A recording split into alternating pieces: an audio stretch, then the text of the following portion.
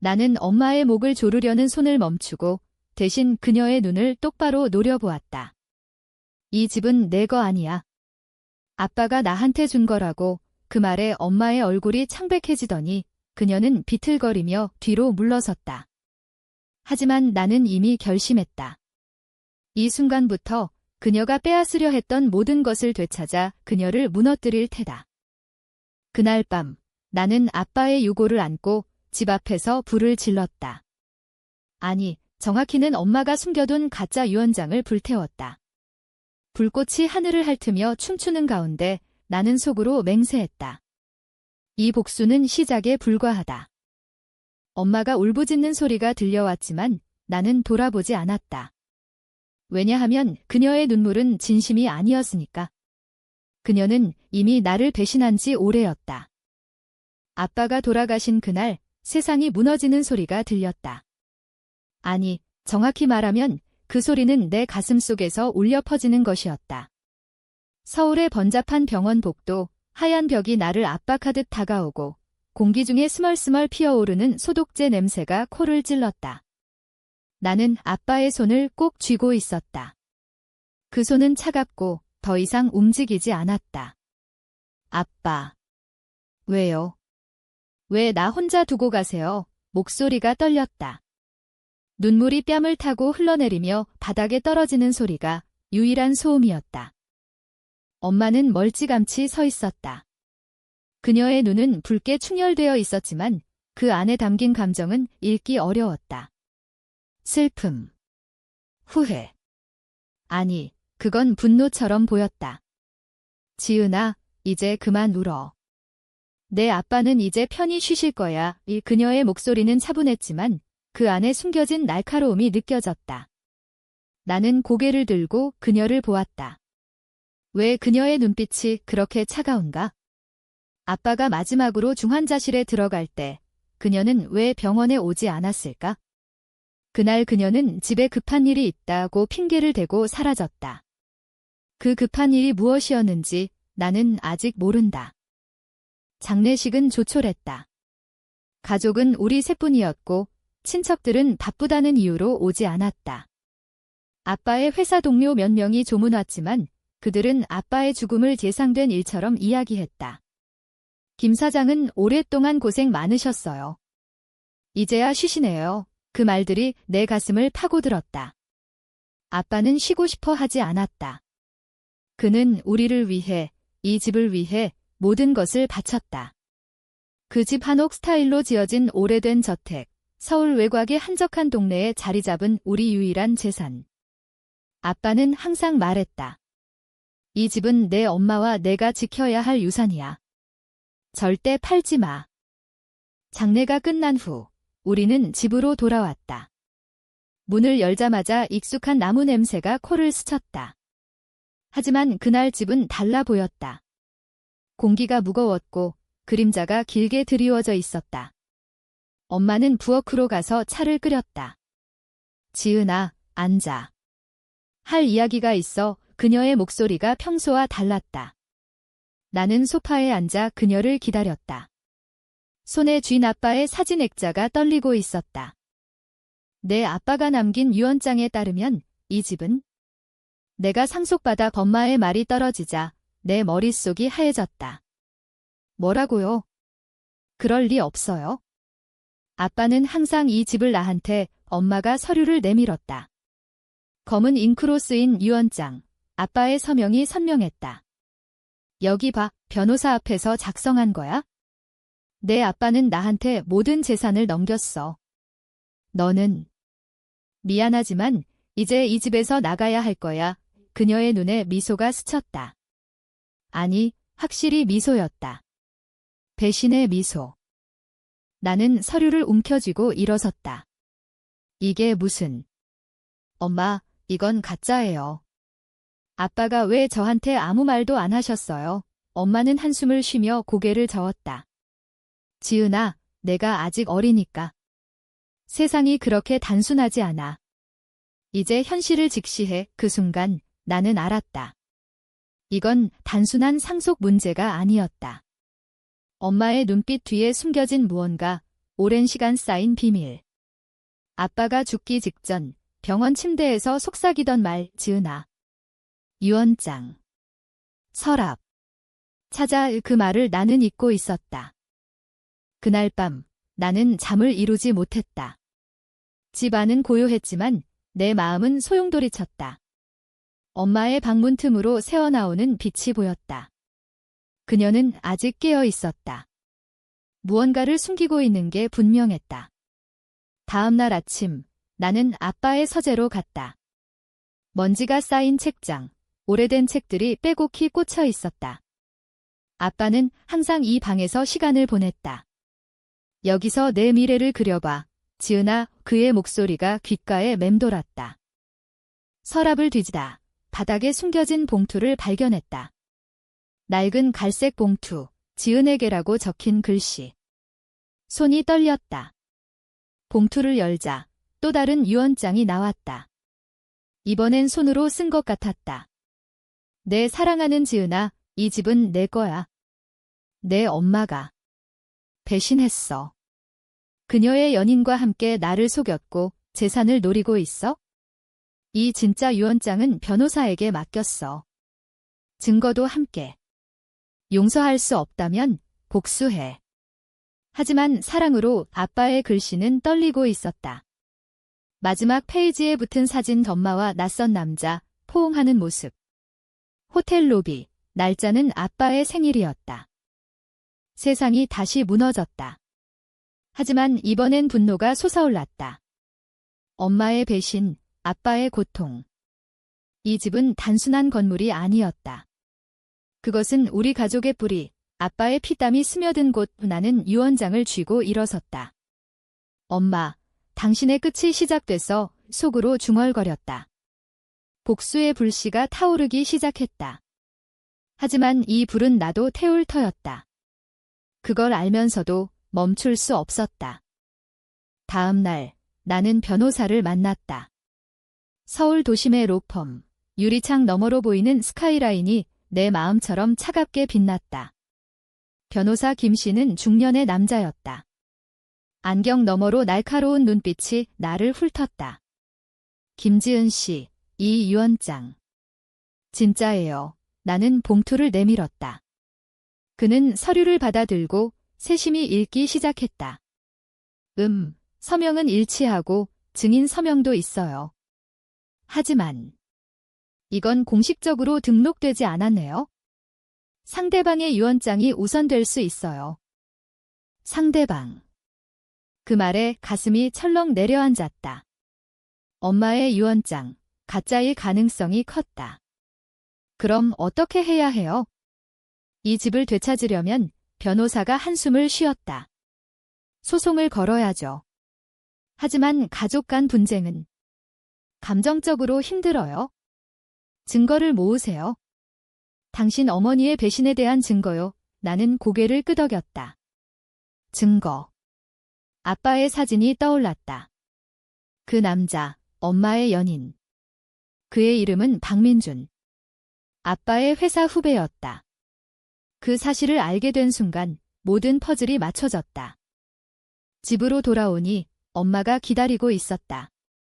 테이블 위에 커피 2잔, 지은아, 어제 일은 미안해. 하지만 이게 최선이야. 내가 독립할 때가 됐어. 그녀의 미소는 완벽했다. 연기자처럼. 나는 자리에 앉아 커피를 마시지 않았다. 엄마, 박민준 씨는 누구예요? 그 이름이 떨어지자 엄마의 손이 멈췄다. 커피잔이 테이블에 부딪히는 소리가 날카로웠다. 무슨 소리야? 그 사람은 그냥 옛 지인이야. 옛 지인.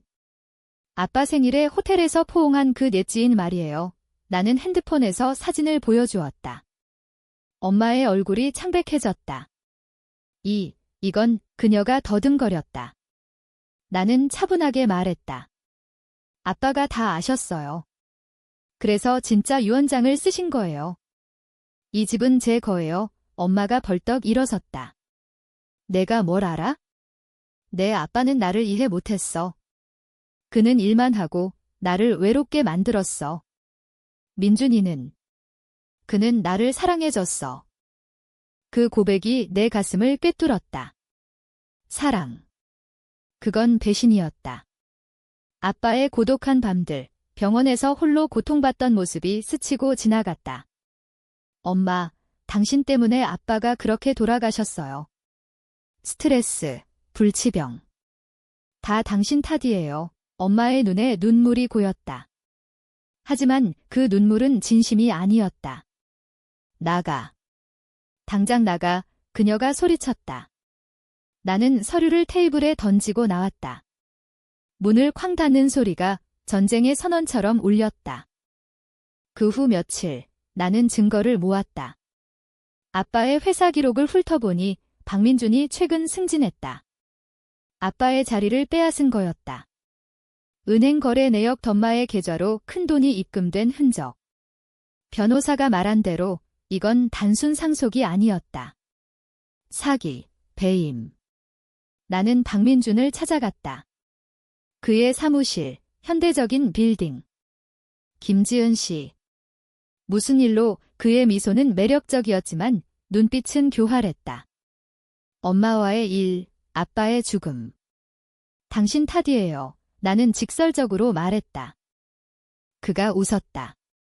아저씨가 먼저 무너진 거지? 세상이 그렇게 단순하지 않아. 그의 말에 분노가 치밀었다. 나는 주먹을 쥐었다. 당신들 때문에 아빠가, 하지만 그는 나를 무시하고 문을 닫았다. 그날 밤 나는 울었다. 하지만 눈물은 곧 분노로 변했다. 복수. 공정한 복수. 아빠의 유언처럼, 사랑으로. 아니, 증오로. 소송 준비가 시작됐다. 변호사는 증인을 찾았다. 아빠의 옛 친구, 엄마의 불륜을 목격한 사람. 법정은 멀지 않았다. 하지만 그 과정에서 나는 엄마의 과거를 알게 됐다. 그녀는 젊었을 때 가난했다. 아빠와 결혼해 안정을 찾았지만 욕망이 커졌다. 박민주는 그 욕망의 화신. 지은아, 엄마도 인간이야. 용서해. 엄마의 연락이 왔다. 하지만 용서는 없었다. 오직 정의. 집안은 전쟁터가 됐다. 엄마가 짐을 싸라고 서류를 보냈다. 나는 무시했다. 밤마다 아빠의 사진을 보며 맹세했다. 아빠, 지켜볼게요. 이 집을, 우리를. 하지만 마음 한구석에 두려움이 스멀스멀 피어올랐다. 이 싸움에서 이기면 가족은 산산조각 날 터였다. 그래도 후퇴할 수 없었다. 이미 늦었다. 법정이 열린 날, 비가 쏟아졌다. 서울지방법원, 회색 건물이 우울하게 서 있었다. 나는 검은 정장을 입고 들어섰다. 엄마는 맞은편에 앉아 있었다. 그녀의 옆에 박민준. 그의 손이 엄마의 어깨에 살짝 닿는 게 보였다. 역겨웠다. 판사가 들어오자 공기가 팽팽해졌다. 변호사 김 씨가 먼저 입을 열었다. 원고 김지은 씨는 피고 김미경 씨의 유언장이 위조된 증거를 제시합니다. 진짜 유언장은 고인 김태호 씨의 진심을 반영한 것입니다. 엄마의 변호사가 반박했다. 이건 가족 내 감정적 분쟁일 뿐입니다. 피고의 유언장은 정당하며 원고는 증거 부족으로 이 증거. 나는 숨을 죽였다. 화면에 아빠의 사진이 띄워졌다. 불륜의 증거. 엄마의 얼굴이 일그러졌다. 이건 사생활 침해예요. 그녀가 소리쳤다. 법정이 술렁였다. 판사가 주의를 주었지만 이미 파문은 일어났다. 증인이 나왔다. 아빠의 친구 이씨, 김태호 씨는 마지막에 미경 씨의 배신으로 고통받았습니다. 유언장을 직접 보여주시며 지은이가 지키라고 하셨어요. 엄마가 울음을 터뜨렸다. 거짓말. 태호가 나를 미워한 적 없어요. 하지만 그녀의 눈빛은 흔들렸다. 박민주는 고개를 숙이고 있었다. 그의 승진 서류가 공개됐다. 아, 이건 우연입니다. 변호사의 질문에 그는 더듬거렸다. 휴정 시간, 복도에서 엄마가 다가왔다. 지은아, 그만해. 이 소송으로 뭐가 달라져? 우리 가족이 망가지잖아. 그녀의 목소리가 떨렸다. 나는 차갑게 말했다. 가족. 당신이 먼저 부쉈어요. 아빠의 죽음, 이 집 다 당신 탓. 엄마가 내 팔을 잡았다. 민준이는 그냥 실수였어. 내 아빠가 너무 엄격해서 그 말에 나는 팔을 뿌리쳤다. 실수. 아빠의 심장이 멎은 게 실수예요. 재판이 재개됐다. 내 변호사가 마지막 카드를 꺼냈다. 은행 기록, 엄마의 계좌로 입금된 돈의 출처 박민준의 회사 자금. 이건 배임입니다. 고인의 재산을 유용한 증거예요. 엄마의 변호사가 반론했지만 판사의 표정이 변했다. 피고 측 추가 증언을 요구합니다. 그날 재판은 끝났지만 승기는 기울었다. 집으로 돌아온 나는 피곤해 지쳤다. 하지만 승리의 기쁨보다는 공허함이 컸다. 이 집, 이제 내 것이 될 터. 하지만 엄마의 얼굴이 떠올랐다. 그녀도 아픔이 있었을까? 젊은 시절의 가난, 아빠의 무관심. 하지만 그건 변명일 뿐 배신은 용서받지 못한다. 며칠 후 판결이 나왔다. 원고 승소. 유언장 인정. 주택 소유권 이전. 엄마는 항소하겠다고 했지만 이미 패배였다. 박민준은 회사에서 해고됐다. 뉴스가 떴다. 대기업 후배, 상사 사기 혐의로 그의 경력은 끝장. 엄마는 집을 나가야 했다. 그녀의 짐이 문 앞에 쌓였다. 나는 문을 열고 그녀를 보았다. 엄마, 나가세요. 그녀가 무릎 꿇었다. 지은아, 용서해. 엄마가 잘못했어. 눈물이 흘렀다. 진심일까? 나는 문을 닫았다. 하지만 가슴이 아팠다. 복수는 달콤했지만 독이었다. 밤에 아빠의 사진을 보며 울었다. 아빠, 이게 맞아요. 집을 되찾은 후 삶은 변했다. 하지만 평화는 없었다. 오히려 고요한 폭풍이 몰려왔다. 나는 직장을 그만두고 이 집을 관리했다. 한옥의 나무 문이 삐걱거릴 때마다 아빠의 목소리가 들리는 듯 했다. 잘했어, 지은아. 하지만 엄마의 빈자리가 커다랬다. 그녀는 작은 원룸으로 이사갔다. 연락이 끊겼다. 박민준은 사라졌다. 소문에 따르면 그는 빚더미에 앉아 있었다. 어느 날 익명의 편지가 왔다. 내 복수는 시작일 뿐. 진짜 비밀을 알려줄게. 봉투 안에는 사진 더미. 엄마와 박민준. 하지만 이번엔 더 오래된 것들. 엄마의 젊은 시절, 임신한 사진. 아니, 그건. 형제. 사진 뒤에 적힌 메모. 내 이복 오빠. 내 아빠가 죽인 애. 이 충격이 밀려왔다. 이게 무슨. 나는 엄마를 찾아갔다. 그녀의 원룸, 좁고 습했다. 엄마, 이게 뭐예요? 사진을 던지자 그녀가 얼어붙었다. 어디서? 그걸. 그녀의 목소리가 갈라졌다. 말해요. 나한테 오빠가 있었어요. 엄마가 무너지듯 앉았다. 지은아. 내 아빠가 그 애를 죽였어. 아니, 실수로. 교통사고. 하지만 엄마는 용서 못했어. 이야기가 쏟아졌다. 엄마의 첫사랑, 박민준의 형 김신. 하지만 아빠와의 결혼으로 포기. 나중에 그 아이 내 이복 오빠가 태어났지만 아빠가 알게 됐다. 그날 내 아빠가 아이를 데리고 나갔어. 차 안에서 다툼이, 사고가 났어. 엄마의 눈물이 떨어졌다. 그래서 복수한 거야? 민준이와 함께 내 아빠를 무너뜨리려 했어. 세상이 뒤집혔다. 아빠가 살인자? 아니, 사고. 하지만 엄마의 복수, 그 끝에 내가 있었다. 엄마, 왜 나한테? 왜 이 집을? 그녀가 속삭였다. 내가 아빠의 딸이라서. 너를 빼앗아 아빠를 고통스럽게 하려 했어. 배신의 깊이가 드러났다. 나는 도망치듯 나왔다. 머릿속이 혼란스러웠다. 그날 밤 나는 아빠의 일기를 찾았다. 서재 깊숙이. 오늘 그 아이를 봤다. 미경의 비밀. 하지만 나는 용서했다. 지은이를 위해 아빠의 고통이 글자 사이에 스며 있었다. 그는 알면서도 침묵했다. 사랑으로. 하지만 그 사랑이 우리를 파괴했다.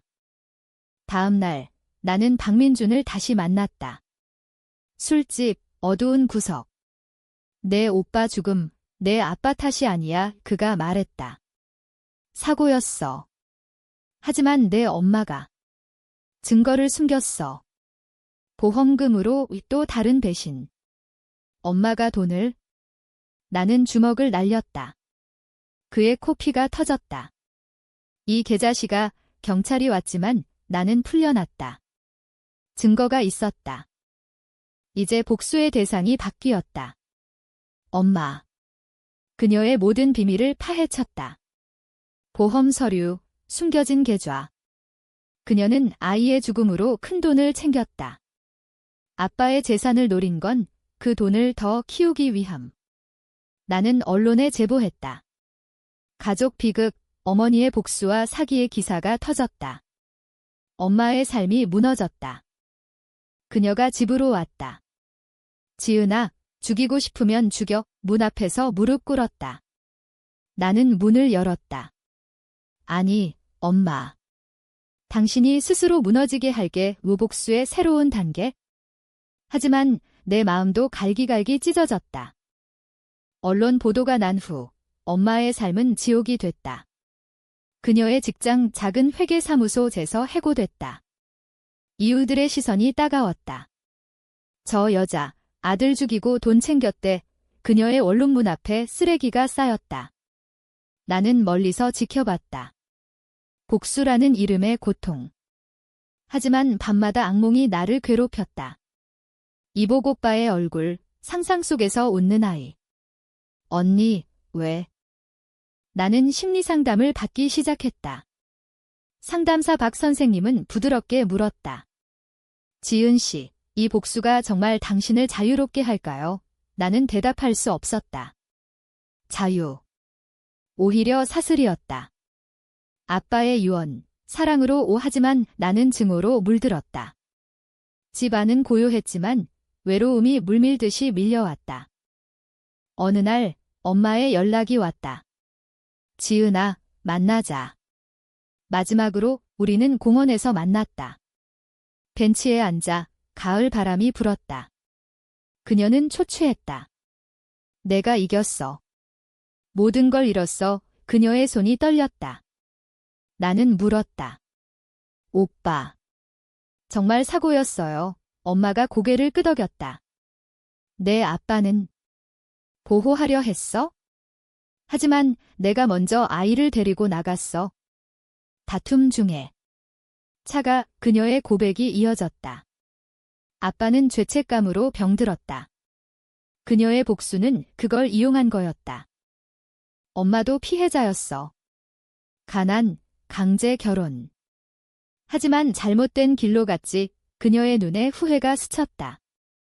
나는 울었다. 왜 나한테? 왜 가족을 파괴했어요? 엄마가 내 손을 잡았다. 미안해. 내가 태어나서 다행이었어. 하지만 너무 늦었지. 그 손길이 따뜻했다. 순간 용서의 문이 열렸다. 하지만 닫혔다. 이제 가세요. 영원히. 집으로 돌아와 나는 불을 피웠다. 모든 증거, 사진, 서류. 제가 되어 날아갔다. 복수의 끝. 하지만 공허함이 남았다. 박민주는 자살 시도했다. 병원에서 들었다. 그의 편지. 미안해. 모든 게 내 욕심이었어. 그는 살아남았지만 폐인처럼 됐다. 나는 새로운 삶을 시작했다. 직장 복귀, 친구들. 하지만 상처는 아물지 않았다. 크리스마스 이브, 집에 불이 켜졌다. 홀로. 아빠의 사진 앞에 소주를 따랐다. 아빠, 이게 공정한가요? 바람이 대답 대신 불어왔다. 고조가 다가왔다. 엄마의 마지막 카드. 그녀가 병들었다. 지은아, 와줄래? 병원에서 그녀가 말했다. 나는 갔다. 침대 옆에 앉아. 엄마, 왜 이제? 그녀가 웃었다. 늦었지만 진심이야. 용서 안 해도 돼, 그냥. 내 얼굴 보고 싶었어. 그녀의 손이 차가웠다. 나는 잡았다. 눈물이 흘렀다. 복수 끝에 남은 건 인간의 연약함. 엄마가 돌아가신 후 나는 홀로 남았다. 장례는 더 조촐했다. 묘지에서 바람이 매섭게 불었다. 그녀의 유골을 아빠 옆에 묻었다. 이제 쉬세요. 둘 다 일속으로 중얼거렸다. 집으로 돌아오니 문이 열려 있었다. 누군가. 아니, 바람이었다. 하지만 그 안에는 평화가 스며들었다. 나는 집을 개조했다. 한옥의 전통을 유지하면서 현대적으로. 벽에 아빠와 엄마의 사진을 걸었다. 미소 짓는 젊은 시절. 그들은 사랑했었다. 배신 전에. 이제 나는 이해했다. 복수는 순환이다. 멈추지 않으면 자신을 삼킨다. 새로운 만남이 있었다. 상담사 박 선생님. 지은 씨, 이제 자유로워졌어요. 우리는 커피숍에서 만났다. 그의 미소가 따뜻했다. 아마도요. 하지만 상처는 남아요. 대화가 이어졌다. 그는 내 이야기를 듣고 당신은 강해졌어요. 용서의 힘으로 용서? 엄마를 용서한 건가? 아니, 자신을. 집을 되찾은 지 1년 나는 작가가 됐다. 이 이야기를 쓰며 제목은 아빠의 유언처럼. 되찾은 집, 잃은 마음. 출판사에서 반응이 좋았다. 인터뷰에서 물었다. 복수에 대한 이야기예요. 나는 웃었다. 아니요. 사랑과 용서에 대한 거예요. 박민준을 다시 만났다. 거리에서 우연히. 그는 노숙자처럼 변했다. 지은 씨, 미안해. 그는 무릎 꿇었다. 나는 그를 일으켰다. 가세요. 새로 시작하세요. 그는 울었다. 그 순간 나는 자유로웠다. 복수의 사슬이 풀렸다. 마지막 밤, 집 지붕에 올라 별을 봤다. 서울의 불빛이 반짝였다.